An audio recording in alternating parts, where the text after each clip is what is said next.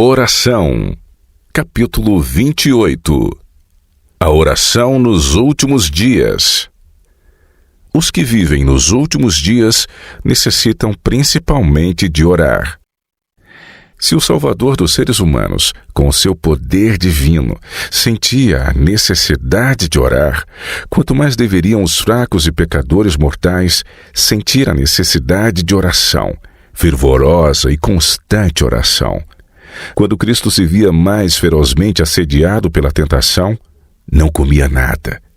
Confiava-se a Deus e, mediante fervorosa oração e perfeita submissão à vontade do seu Pai, saía vencedor. Os que professam a verdade para estes últimos dias, acima de todas as outras classes de professos cristãos, devem imitar o grande modelo na oração. O povo de Deus tem a responsabilidade de orar por mais alguns anos de graça antes que venha o fim. Tem de haver mais espiritualidade, mais profunda consagração a Deus e um zelo na sua obra, nunca visto anteriormente. Muito tempo deve ser gasto em oração, para que as vestes do nosso caráter sejam lavadas e branqueadas no sangue do Cordeiro. Devemos, em especial agora, buscar de Deus com fé inabalável, graça e poder para o seu povo. Não acreditamos que já tenha chegado o tempo em que Ele vai permitir que as nossas liberdades sejam restringidas. O profeta viu 4 anjos em pé nos 4 cantos da terra, para que nenhum vento soprasse sobre a terra, nem sobre o mar, nem contra árvore alguma. Outro anjo, vindo do Oriente, bradou-lhes dizendo: Não danifiqueis a terra, nem o mar, nem as árvores, até selarmos na fronte os servos do nosso Deus. Isso mostra o trabalho que devemos fazer agora. Uma grande responsabilidade cabe aos homens e mulheres de oração em toda a terra. Pedir a Deus que afaste a nuvem do mal e que conceda mais alguns anos de graça, nos quais possamos trabalhar para o Mestre. Clamemos a Deus para que os anjos segurem os 4 ventos, até que sejam enviados missionários a todas as partes do mundo e proclamem a advertência contra a desobediência à lei de Deus. Orar em tempo de paz preparará o povo de Deus para os tempos de angústia no fim. Quando levados a julgamento, os servos de Cristo não deviam preparar qualquer discurso para apresentar. A sua preparação devia ser feita dia após dia, entesourando as preciosas verdades da palavra de Deus e fortalecendo a própria fé mediante a oração. Quando levados a julgamento, o Espírito Santo traz-lhes à memória exatamente as verdades que seriam necessárias. Um esforço diário e fervoroso para conhecer Deus e Jesus Cristo, a quem Ele enviou, traria poder e eficácia à alma. O conhecimento obtido por meio de diligente estudo das Escrituras surgiria qual relâmpago, a iluminar a memória no momento oportuno. Mas se alguém tivesse negligenciado relacionar-se com as palavras de Cristo, se nunca tivesse experimentado o poder da sua graça na provação, não poderia esperar que o Espírito Santo lhe trouxesse à lembrança suas palavras. Deviam servir diariamente Deus com afeição exclusiva e depois confiar nele. Estamos a viver no período mais solene da história deste mundo. O destino das numerosas multidões da terra está prestes a decidir-se. O nosso próprio bem-estar futuro e também a salvação de outros dependem do caminho que agora seguimos. Necessitamos ser guiados pelo Espírito da verdade. Todo seguidor de Cristo deve indagar fervorosamente: Senhor, o que queres que eu faça? Necessitamos de nos humilhar perante o Senhor com jejum e oração e de meditar profundamente na sua palavra, especialmente nas cenas do juízo. Devemos buscar agora uma experiência viva e profunda nas coisas de Deus. Não temos um momento a perder. Acontecimentos de importância vital estão a suceder à nossa volta. Estamos no terreno encantado de Satanás. O tempo de aflição e de angústia que está diante de nós exigirá uma fé que possa suportar o cansaço, a demora e a fome, uma fé que não desfaleça, ainda que severamente provada. O tempo da graça é concedido a todos para se prepararem para esse momento. Jacó prevaleceu porque era perseverante e decidido. A sua vitória é uma evidência do poder da oração perseverante. Todos os que lançarem mão das promessas de Deus como ele fez, e como ele forem fervorosos e perseverantes, serão bem-sucedidos como ele o foi. Os que não estão dispostos a negar o eu, a afligirem-se perante Deus, a orar longa e fervorosamente rogando-lhe a sua bênção, não a obterão. Lutar com Deus. Quão poucos sabem o que é isso? Quão poucos têm buscado Deus com contrição de alma, com intenso anelo, até que toda a faculdade se encontre na sua máxima tensão. Quando ondas de desespero que linguagem alguma pode expressar oprimem os que fazem as suas súplicas, quão poucos se agarram com fé inquebrantável às promessas de Deus. A oração é uma salvaguarda até ao fim. Até ao fim do conflito, haverá os que se afastarão de Deus. Satanás moldará as circunstâncias de tal maneira que, a menos que sejamos protegidos pelo poder divino, debilitarão quase imperceptivelmente as fortificações da alma. Precisamos perguntar a cada passo: é este o caminho do Senhor? Enquanto a vida durar, haverá necessidade de vigiar com determinação as afeições e as paixões. Não podemos sentir-nos seguros nem um só momento, exceto quando confiamos em Deus, tendo a vida escondida em Cristo. Vigilância e oração constituem a salvaguarda da pureza. Todos os que entrarem na cidade de Deus hão de fazê-lo pela porta estreita, através de esforço angustiante, pois não entrará nela coisa alguma que contamine. Apocalipse 21, 27. Mas ninguém que tenha caído precisa de ceder ao desespero. Homens idosos já no passado honrados por Deus podem ter aviltado a sua alma ao sacrificarem a virtude no altar da luxúria. Mas se arrependerem, se renunciarem ao pecado e se voltarem para Deus, ainda há esperança para eles. Aquele que declara ser fiel até a morte e dar-te-ei a coroa da vida, Apocalipse 2:10, faz também o convite: deixe o perverso o seu caminho, o iníquo os seus pensamentos, converta-se ao Senhor que se compadecerá dele, e volte-se para o nosso Deus, porque é rico em perdoar. Isaías 55, verso 7. Deus odeia o pecado, mas ama o pecador. Curarei a sua infidelidade, declara ele, eu de mim mesmo os amarei. Oséias 14, verso 4. Um pequeno grupo orará pela igreja no tempo do seu maior perigo.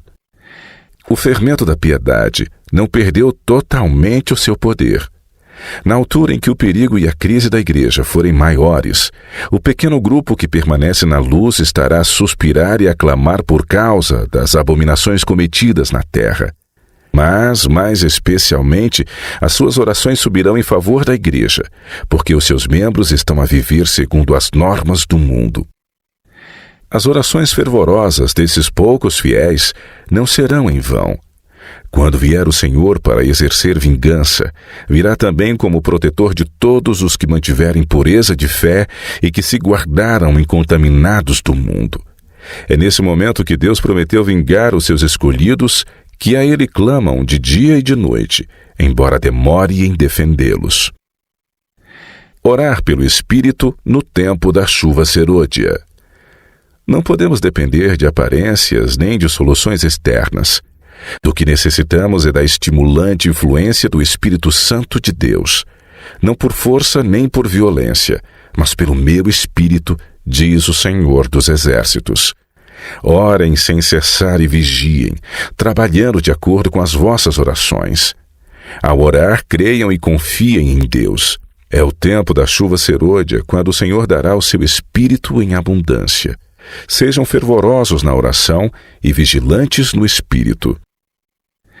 Orar é a única segurança do cristão no tempo do fim. Vi alguns lutarem com Deus com grande fé e com clamores agonizantes. O seu rosto estava pálido e com sinais de profunda ansiedade que exprimia sua luta íntima.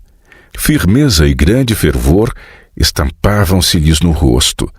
Grandes gotas de suor caíam da sua fronte. De quando em quando, o seu semblante iluminava-se com os sinais da aprovação divina, e novamente o mesmo aspecto solene, fervoroso e ansioso voltava a revelar-se. Anjos maus juntavam-se em redor, projetando trevas sobre eles para excluir Jesus da sua vista, e para que os seus olhos se voltassem para as trevas que os cercavam, e assim fossem levados a duvidar de Deus e a murmurar contra ele. A sua única segurança consistia em conservar os olhos voltados para cima.